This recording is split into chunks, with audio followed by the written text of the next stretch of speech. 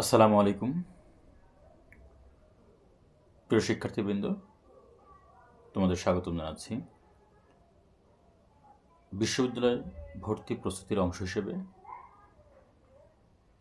আজকের এই ক্লাসে আমরা গণিতের ত্রিকোণমিতি অংশ থেকে একটি গুরুত্বপূর্ণ এমসিকিউ নিয়ে আলোচনা করব। এই প্রশ্নটি সম্প্রতি জগন্নাথ বিশ্ববিদ্যালয়ের ভর্তি পরীক্ষায় এসেছিল, অর্থাৎ জগন্নাথ বিশ্ববিদ্যালয় ভর্তি পরীক্ষা 2025-26 শিক্ষাবর্ষে এই প্রশ্নটি এসেছিল। আমরা এই প্রশ্নটি এখানে দেখতে পাচ্ছি, tan থিটা সমান 3/4 হলে sin theta minus cos theta divided sin theta plus cos theta এর মান কত? ত্রিকোণমিতি অংশ থেকে প্রশ্নটি এসেছে। প্রশ্নটি খুবই সহজ, অপশন দেওয়া আছে এখানে: A 7, B 1/7, C -1/7, D -7। বলছে যে tan থিটা সমান 3/4 হলে sin theta minus cos theta divided sin theta plus cos থিটার মান কত? এখানে আমাদের এই প্রশ্নটি সমাধানের জন্য আমরা দুটি বিষয় আমরা এখানে আলোকপাত করতে পারি। একটি হলো আমাদের, যেহেতু আমাদের ত্রিকোণমিতি বিষয়টি হলো ত্রিভুজের পরিমাপ নিয়ে আলোচনা, সেক্ষেত্রে ত্রিভুজের পরিমাপ বলতে আমরা এখানে ত্রিভুজের তিন কোণ এখানে হিসাব করা হয়, ত্রিভুজের বাহুগুলোর হিসাব করা হয়। কোনো একটি ত্রিকোণমিতিক অনুপাত যদি আমরা নির্ণয় করতে যাই বা কোনো একটা ত্রিকোণমিতির মান নির্ণয় করতে যাই, সেক্ষেত্রে আমাদের সব কিছু মিলেই এই ত্রিভুজ সংক্রান্ত হিসাব, এর বাইরে কিন্তু কোনো কিছু নেই। ত্রিভুজের মধ্যেই সব কিছু সীমাবদ্ধ। আমরা জানি যে ট্রিগোনোমেট্রি অর্থই হলো কি?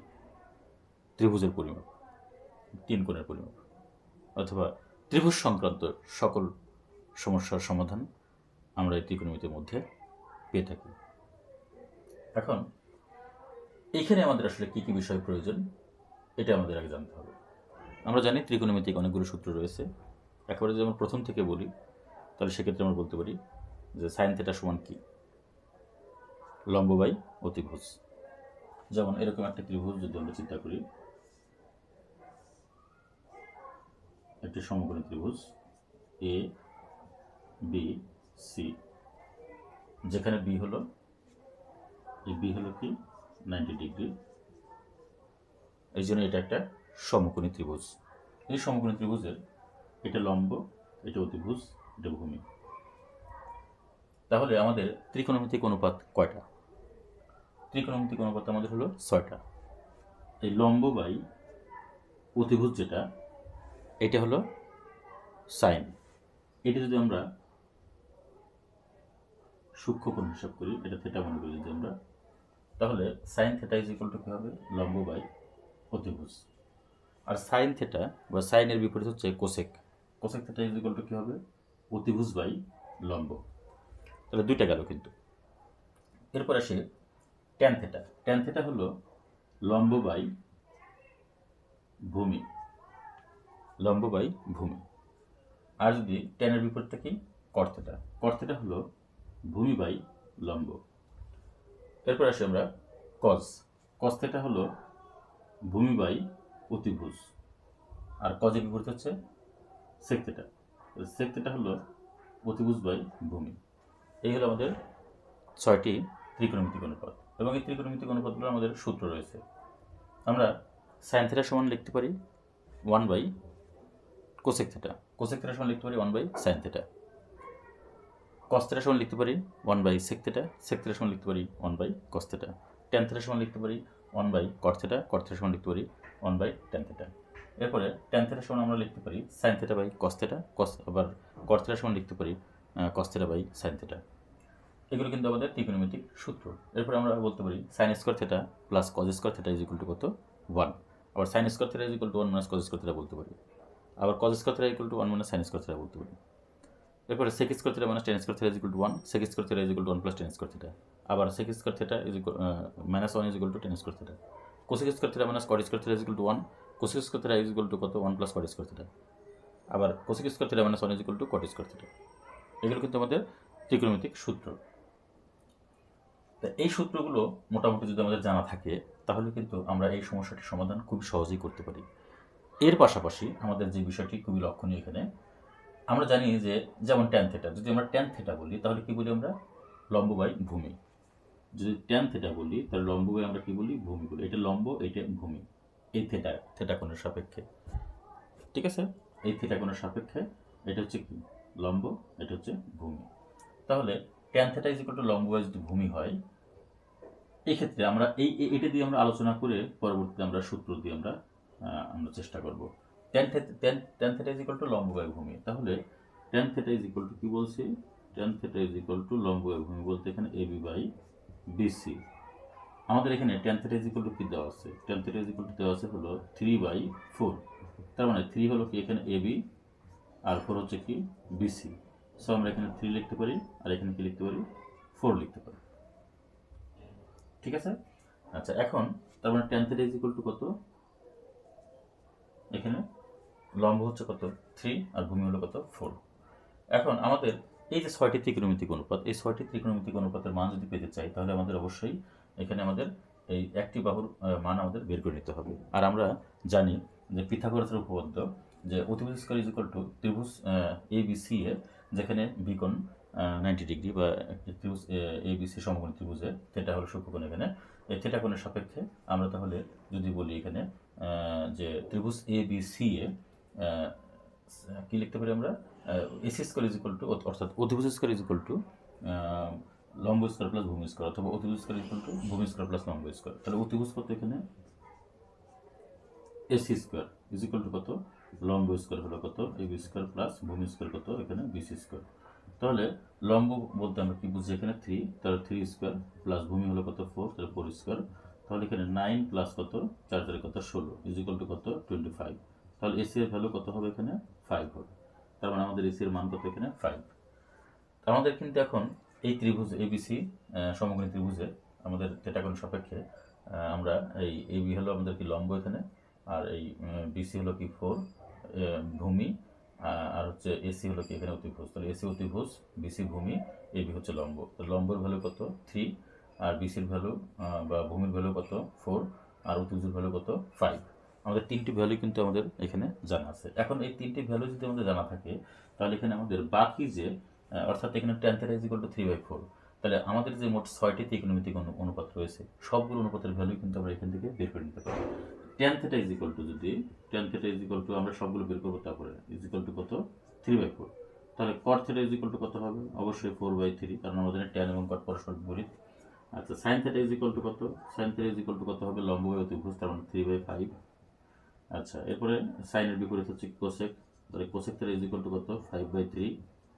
আচ্ছা, এরপরে sine cos theta is equal to আমরা কি লিখতে পারি? Cos theta is equal to ভূমি বাই অতিভুজ, তার মানে কি 4/5। তাহলে sec theta is equal to কত এখানে? 5/4। আমাদের কিন্তু এখানে 6টি ত্রিকোণমিতিক অনুপাতের ভ্যালু কিন্তু আমাদের জানা আছে। এখন এখানে প্রশ্নের যেমনই দিক না কেন, এখানে প্রশ্নে sine theta minus cos theta by sine theta plus cos theta, tan theta plus cot theta by cot theta plus tan theta, অথবা cosec theta minus sine theta by sine theta minus cosec theta, এরকমভাবে হাজার হাজার যতগুলো mathematical term তৈরি করুক না কেন, আমরা কিন্তু এখানে মান বসে কিন্তু সেই ভ্যালু কিন্তু আমরা পেয়ে যাবো। এখানে আমরা কিন্তু এই যে 6টি ত্রিকোণমিতিক অনুপাতের মানই কিন্তু অলরেডি বের করেছি। এখন আমরা জাস্ট এখানে মান বসিয়ে দিলেই কিন্তু আমাদের কিন্তু হিসাবটা চলে আসবে। তাহলে আমরা লিখতে পারি যে sign theta minus cos theta divided sin theta plus cos theta। তাহলে sin theta এর ভ্যালু কত? 3/5 মাইনাস cos theta এর ভ্যালু কত? 4/5। তাহলে 3/5 প্লাস কত? 4/5। ঠিক আছে। এখন এটাকে যদি আমরা ক্যালকুলেশন করি, এখানে যদি 5 এখানে লসাগু নিই, আমরা 5 এখানে লসাগু নিই, তাহলে কত আসে এখানে? 3 - 4, আর নিচে কত? 5 যদি লসাগু নিই আমরা এখানে 3 + 4, এটা কিন্তু হয়। এখন এটা যদি আমরা এখানে নিয়ে আসি তাহলে 3 - 4 মানে 1/5, একবারে আমরা গুণ করে দিই, এখানে ভাগাকার আছে, গুণ করে তাহলে 5 উপরে চলে যায়, নিচে আসে কত? 3 আর 4 কত? 7। 5 কেটে গেলে এখানে আমাদের কত? মাইনাস কত? 1/7। এই যে -1/7, -1/7, এটা হলো আমাদের এখানে সঠিক অ্যান্সার, -1/7। আমরা আবার দেখি, আমরা কিন্তু 6টি ত্রিকোণমিতিক মান বের করেছি। এখন জাস্ট খালি এখানে মান বসিয়ে ক্যালকুলেশন করেছি, জাস্ট আমাদের এখানে -1/7 আনসার এসেছে। তো এটা কিন্তু আমরা খুব সহজেই এটা আমরা করতে পারি। এখন কথা হলো যে এটা তো আমাদের এখানে দেওয়া আছে, মানে এই প্রশ্ন জগন্নাথ বিশ্ববিদ্যালয়ের ক ইউনিটে বা এই ইউনিটে ভর্তি পরীক্ষায়, বিজ্ঞান ইউনিটের ভর্তি পরীক্ষায় ত্রিকোণমিতি থেকে অঙ্কটি এসেছিল। হ্যাঁ, এখন এই অঙ্কটি এসেছিল বলে আমরা এই অঙ্কটি সলভ করলাম। এখন কথা হলো যে এই রকম অঙ্ক তো আরও অনেক বিশ্ববিদ্যালয় ভর্তি পরীক্ষা তো আসতে পারে, হুবহু এটি দিল না, বাট এটাকে একটু পরিবর্তন করে দিল। পরিবর্তন বলতে এখানে sine theta plus cos theta divide by কত sine theta plus cos theta, এখানে উপরে sine theta minus cos theta আর নিচে হলো sine theta plus cos theta. তো এরকম করলো যে উপরে দিল sine theta plus cos theta, নিচে দিল sine theta minus cos theta. তাহলে সেক্ষেত্রে আমাদের উত্তরটা কত আসবে? উপরে আমরা দিলাম প্লাস, নিচে দিলাম হচ্ছে মাইনাস। এখন কিন্তু আমাদের এই ফর্মুলা কিন্তু আর এখানে যাবে না। হ্যাঁ, আমরা এখানে অপশন আমরা চেঞ্জ করে দেবো। তো যাই হোক, আমরা এটার জন্য আমরা আলাদা করে করি। তাহলে এখানে প্লাস, এখানে দিলাম প্লাস, এখানে দিলাম প্লাস, এখানে দিলাম হচ্ছে এখানে মাইনাস, এখানে হলো কত, এই যে মাইনাস। আচ্ছা, তাহলে কত 7/, কত এখানে আসে, এখানে 7/5, উপরে গেল 5, নিচে আসলো -1। ঠিক আছে।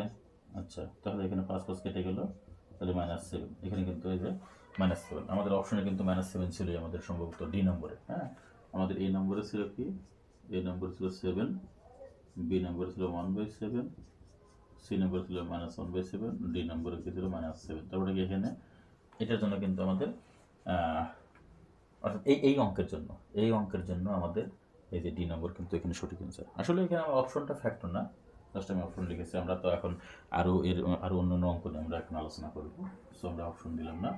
ওকে, তাহলে আমাদের এখানে কত -7 আসলো। আচ্ছা, তাহলে sine theta plus cos theta divide by sine theta minus cos theta, এটা দিয়ে কি আসলো -7। আর sine theta minus cos theta by sine theta plus cos theta, এটা দিয়ে আসলো কি -1/7। ওকে, এখন এখানে আমাদের কিন্তু সবগুলো মান বের করা। তো আমরা এখানে চেঞ্জ করি।